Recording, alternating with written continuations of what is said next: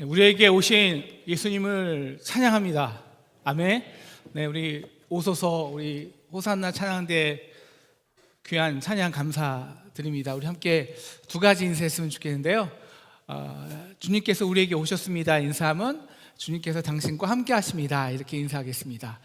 한번 인사할까요? 주님께서 우리에게 오셨습니다. 옆 사람과 인사하겠습니다. 주님께서 우리에게 오셨습니다. 주님께서 당신과 함께 하십니다. 주님께서 당신과 함께 하십니다.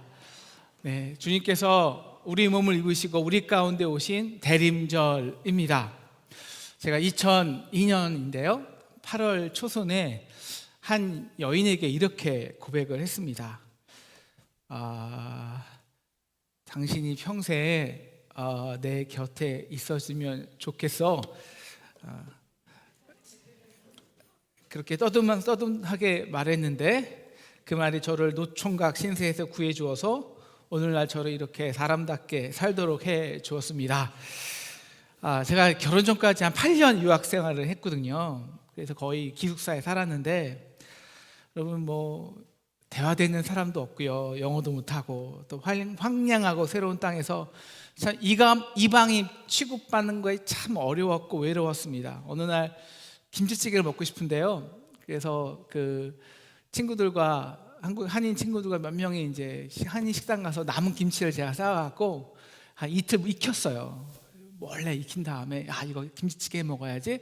그래서 새벽에 기다렸다가 공동 부엌에서 김치찌개를 끼르는데 연기가 나는 거예요. 이거 알람 울리겠는데 하면서 두려워서 그 찌개를 그대로 변기에 붓고 버렸는데 얼마나 서럽든지요.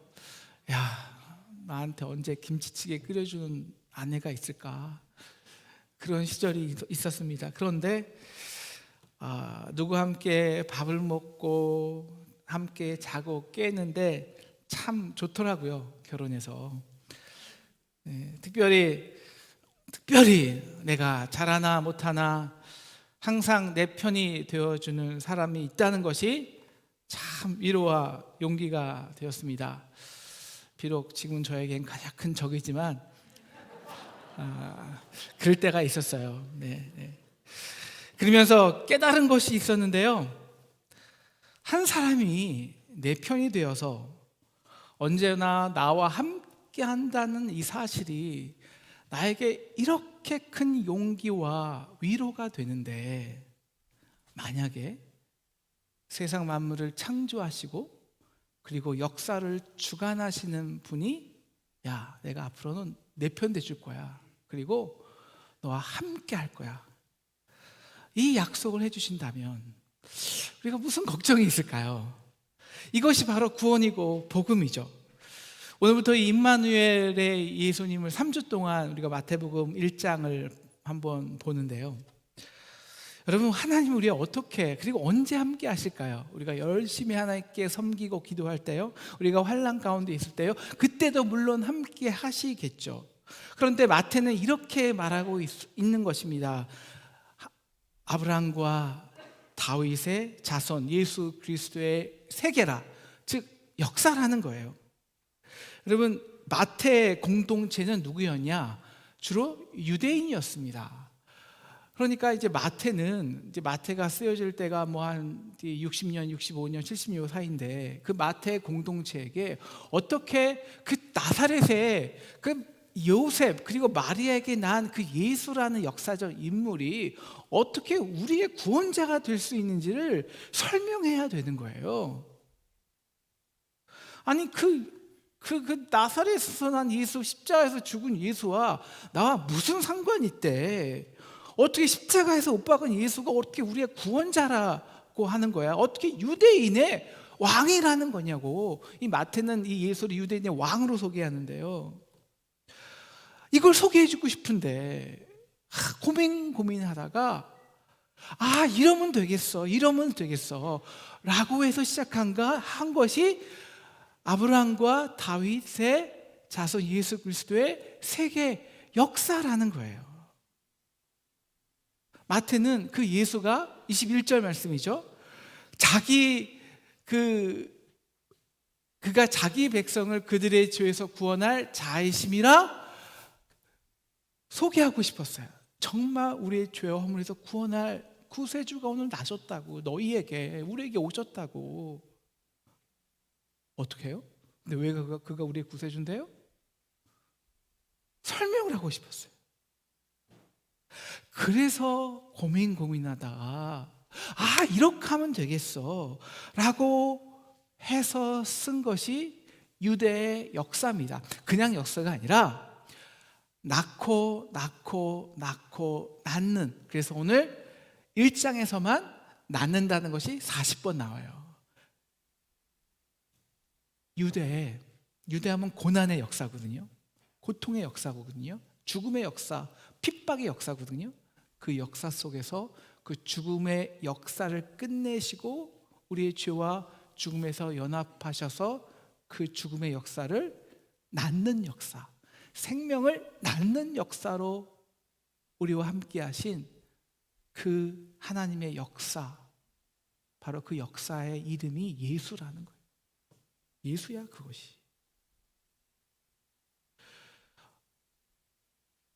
우리가 태어난 것이 뭐 우연히 동물에서 진화해서 인간이 태어난 것도 아니고, 너희가 그냥 우연하게 유대인의 민족으로 태어난 것도 아니고, 우리 부모가 그냥 어떻게 하나님 믿어서 우리가 예수 믿게 된 것도 아니고, 엄마 아빠가 그냥 우연하게 데이트해서 우리가 생긴 게 아니라는 거예요.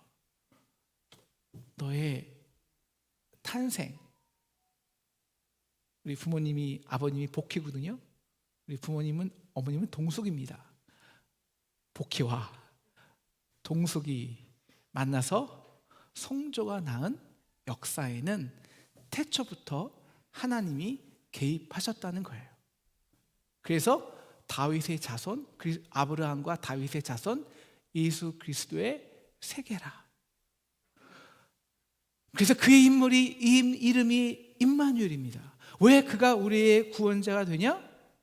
바로 그가 구원하시는 방법이 어느 날 나의 구원해야겠다라고 해서 한 것이 아니라 태초부터 지금까지 하나님이 우리와 함께 계셨기 때문입니다. 그래서 인격적이에요. 그래서 우리를 아세요. 우리의 고통과 아픔을 아세요. 그래서 우리의 고통과 아픔을 구원하실 수 있는 것입니다. 우리가 기도를 많이 해서 혹시 알라딘의 요술램프처럼 막 주문을 외워서 하나님이 짜잔 하고 나타나신 것이 아니라는 겁니다. 그거는 종교가 아니죠. 그건 미신입니다. 내가 필요해서 나의 요구로 나타나는 것은 그거는 역사도 될 수 없고 그거는 종교도 될 수 없어요. 그분은 이미 태어나기 전부터 나를 사랑하셨고, 우리 인간의 아픈 절망, 가난과 고통의 죽음의 역사 속에서 언제나 함께 하셨고, 그 클라이마스가 예수의 십자가라는 거예요. 그렇게 십자가에서 인간의 죄와 허물에 연합하시고 그렇게 함께 절망하시고 애통하시고 죽으셨지만, 죽음으로 끝난 것이 아니라 죽고 또 죽을 수밖에 없는 우리의 역사 가운데 이제 십자가로 낳고 낳는 생명의 역사, 부활의 역사를 시작하신 줄을 믿으시기를 축원합니다. 그래서 마태는 그 복음서 마지막에 마태복음 28장 20절에 이렇게 주님의 약속을 기록하고 있죠. 볼지어다 내가 세상 끝날까지 너희와 항상 함께 있으니라 하시니라. 어떤 사람은 우리 마태복음 1장을 딱 펴놓고 이제 성경을 읽기 시작하면, 저도 그랬지만 낳고 또 낳고 이름 모를 이름들이 계속 나오니까 지겹잖아요. 그러니까 그냥 성경을 덮어주시면요, 여러분, 역사는 의도성이거든요. 그 다음에 항상 역사를 쓰는 사람은 선택적입니다. 그래서 그 역사의 메시지를 전달하죠. 유대의 역사를 아는 유대인에게는 이 역사는요, 지나칠 수 없는 거예요. 아니, 왜 이름이? 왜 이 이야기가 여기 있지? 아니, 그래서 왜?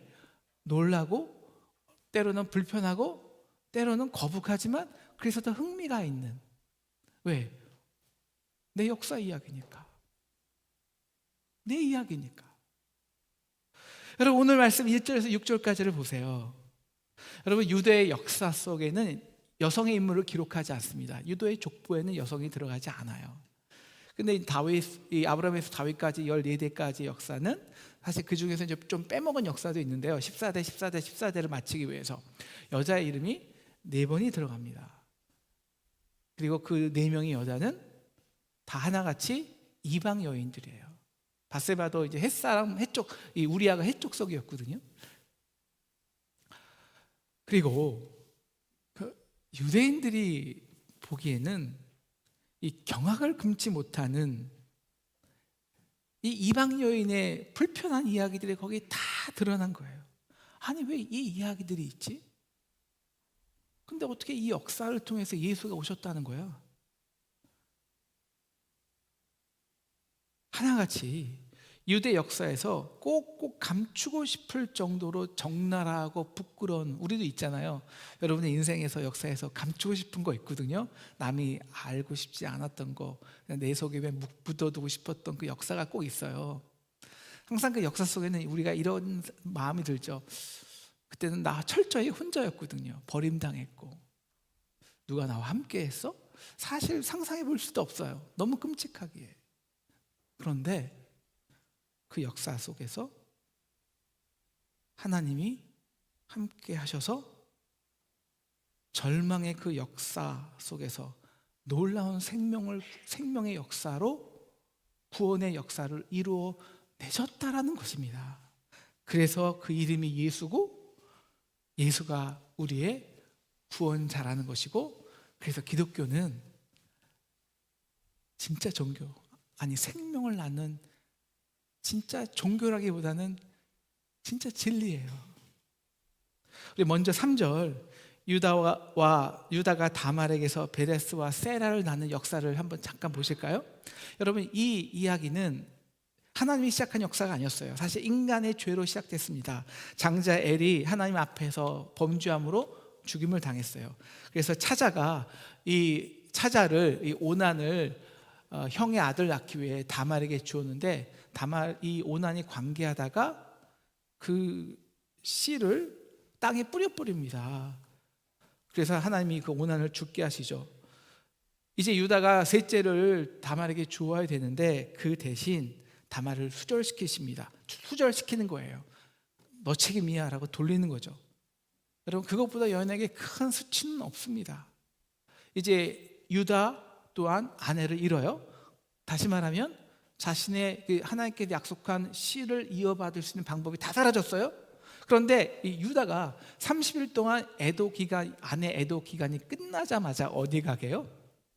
세상 친구들과 함께 아스다롯 신전으로 갑니다. 아스다롯 신전에서는요, 그 여인들과 행음하면서 다산과 번영을 기원하는 축제가 있어요. 우상 숭배하는 거죠.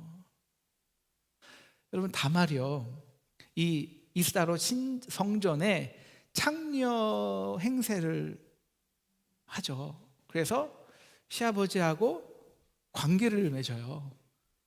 이거 불륜 아닙니까? 어쩌면 천륜을 저지르는 건데. 근데 그렇게 낳은 아이가 베라스와 세라입니다. 문제는 어떻게 하나님이 그 인간의 불륜의 역사에서도 함께 하신다는 거예요. 어떻게 그게 하나님이야? 그게 역사라는 건데요. 여러분, 이 다말이 과부인데 다말 과부가 임신하는 돌에 맞아 죽어요. 그런데 다말은 왜 이 선택을 해야 하는 거예요? 다말은 이제 유다가 자신의 이 장자의 후손을 포기할 뿐만 아니라 그 약속의 씨를 자신의 욕망을 채우기 위한 도구, 그래서 이 이스라엘 창녀에게 주려는 것에 대해 절망을 합니다. 애가 타요. 여러분, 오난이 땅에 그 씨를 뿌렸을 때도 분노하시고 죽이신 것이 하나님인데 유다라고 죽이지 않겠습니까? 그래서 다말은 하나님께 기도하는 것입니다. 믿음으로. 그리고 하나님이 이 다말의 믿음에 함께한 거예요. 아브라함의 하나님, 아브라함의 언약으로 지금까지 우리와 함께 하신 하나님, 이제 유다가 하나님의 언약을 버렸습니다. 그래서 죽음의 길에 들어서고 있어요. 그러나 하나님, 아브라함의 하나님, 그 유다를 버리지 않고, 비록 유다는 죽음의 길로 들어섰지만 그 죽음의 길에 들어서도 하나님 유다를 버리지 마시고 그 범죄의 현장이 하나님의 언약이 성취되는 자리로 역전시켜 주세요.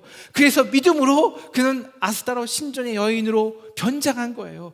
그래서 하나님은 그 하나님의 다말의 믿음과 함께한 것입니다. 그래서 유다는, 이 다말은 유다의 죄를 자신의 몸으로 받아낸 거예요. 죄의 역사를 믿음으로, 하나님과 함께한 믿음으로 생명의 역사로 바꾼 거예요. 그래서 유다가 다말에게서 베레스와 세라를 낳은 것입니다. 그래서 유다가 다말에게서 베레스를 낳은 역사는 언제나 유다 백성에게는요 축복의 역사였어요. 나오미의 이웃들이요. 그래서 룻기 4장 12절에 보면 이렇게 나오미를 축복합니다. 룻을 통해 내 집이 다말이 유다에게 낳아준 베레스의 집과 같게 되기를 원하노라. 그래서 룻도 이 보아스에게 오벳을 낳죠. 그리고 보아스는 어떻게 낳나요? 그 전에 5절을 보시면 살몬은 라합에게 보아스를 낳습니다. 여러분, 라합은 여리고성의 기생이었습니다. 그리고 우상을 숭배하는 아모리 족속 여인이었습니다. 여러분, 좀 상상이 되세요? 예수의 어머니가 몸파는 여인이었어요. 그런데 하나님께서 이 여인과 함께 하셔서 보아스를 낳는 역사를 주도하신 거예요. 세상은 그녀를 손가락질할 수 있습니다. 여러분, 하지만 그녀라고 해서 원해서 몸을 팔았겠습니까? 당시 그녀는 하나님을 모르는 민족에서 태어났어요. 가난한 집에서 태어났어요. 그래서 오늘 먹을 것을 위해, 가족을 지키기 위해 하는 수 없이 몸을 파는 그런 문화 속에서 그 문화에 속박되어 살아왔다고요. 물론 그것이 하나님의 방법은 아닙니다. 하지만 하나님의 일하시며 우리 인간의 도덕적 기준의 정도에 따라서 함께 하시고 함께 하지 않는 것은 아니라는 것입니다. 라합은 하나님을 인정했어요. 그리고 이스라엘의 역사 속에서 함께 하신 하나님의 전능함을 인정했어요. 그래서 그 이스라엘이 여리고성을 쳐들어오자마자 두려웠어요. 하나님께 생명을 구했어요. 그래서 이스라엘 대부분 지파들이 가나안 족속을 두려워하여 하나님을 원망할 때도 라합은 하나님을 인정하고 그래서 이스라엘의 정탐꾼을 숨겨주었습니다. 그리고 하나님은 그녀를 통해서 정탐꾼의 생명을 보호하셨어요. 그리고 라합은 여리고성이 무너지는 죽음의 순간에도 여호와의 구원하심을 믿었습니다. 그래서 붉은 줄을 창문에 매달리고 기다렸어요. 그 결과 여리고성이 다 무너지는 그 죽음의 자리에서 라합은 정탐꾼 살몬을 통해 살고 그렇게 살몬을 통해 보아스를 낳는 역사를 이어간 것입니다. 이제 보아스는 룻을 통해서 오벳을 낳죠. 그리고 오벳은 이새를 낳고 바로 이새는 다윗을 낳게 됩니다. 여러분, 룻은 모압 여인이에요. 모압은 이스라엘 총에 결코 들어올 수 없는 이방 백성입니다. 그리고 이스라엘 사람들에게 모압 여인이라는 저주받은 사람의 대상이었어요. 왜 나오미가 그래서 고향 땅으로 이스라엘 땅으로 돌아오면서 오늘 1장 20절을 보면 이렇게 고백해요. 나를 나오미라고 하지 말고 나를 마라라고 하라. 하나님이 전능자가 나를 심히 괴롭게 했다. 왜 그럴까요? 모압 여인을 며느리로 맞아서. 그래서 집안이 폭삭 망했다고 생각한 거예요. 그러니까 이 모압 여인 룻이 어머니를 따라간다니까 만류한 거예요. 그냥 만류한 게 아니라, 야, 너 같이 내가 이스라엘 땅에 들어가면 나는 그나마 먹고 살 것도 없어. 그냥 너는 모압 땅으로 들어가. 나는 내 몸 하나도 간수하기 힘들어. 근데 바로 이때 룻이 어떤 고백을 할까요? 1장 16절입니다. 룻기. 어머니께서 머무시는 곳에서 나도 머물겠나이다. 어머니의 백성이 나의 백성이 되고 어머니의 하나님이 나의 하나님 되시리니.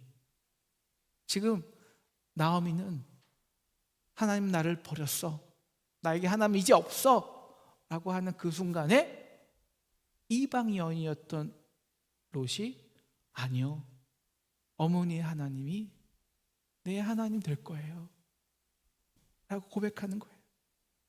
그래서 나오미의 그 죽음과 같은 아무 소망 없는 현장에서 롯은 최선을 다해서 나오미를 봉양해요. 그 소식이 보아스에게 들리고 보아스가 이 나오미의 관계를 알게 되고, 그래서 이제 나오미가 열심히 보아스와 롯을 위해서 일하게 되고, 그래서 결국 보아스가 다시 열심히 내서 이 나오미의 가정을 구원하고 롯과 결혼하죠. 그래서 낳은 아들이 오벳입니다. 절망과 가난의 그 죽음의 역사 속에서 롯이 하나님을 인정하자 하나님은 그와 함께 하셔서 그 죽음을 생명의 역사, 오벳을 낳는 역사로 바꿔주신 거예요. 이제 마태는 의도적으로 다윗이 우리아의 아내에게서 솔로몬을 낳는 역사를 기록합니다. 왜 마태는요, 라합이나 룻이나 그 이름을 말하지 않고 굳이 밧세바라고 하지 않고 왜 우리아의 아내에게서 솔로몬을 낳았다고 할까요? 목적이 있겠죠. 그 다윗의 그 치졸한 범죄를 드러내기 위해서입니다. 여러분, 유대 역사를 가장 발전시킨 주인공은 다윗이에요. 예수는 누구예요? 다윗의 자손이에요. 그런데 왜 예수의 역사를 말하면서 다윗의 범죄를 드러낼까요? 어떻게 교활하게 남의 아내를 뺏은 그 다윗, 밧세바를 통해서 위대한 솔로몬을 낳는 역사를 이루어졌을까요? 바로 그의 죄악 중에서도 그와 함께 하셨기 때문입니다. 다윗이 눈물로 회개하자 하나님은 그 범죄함의 역사를 생명의 역사로 바꿔주셨어요.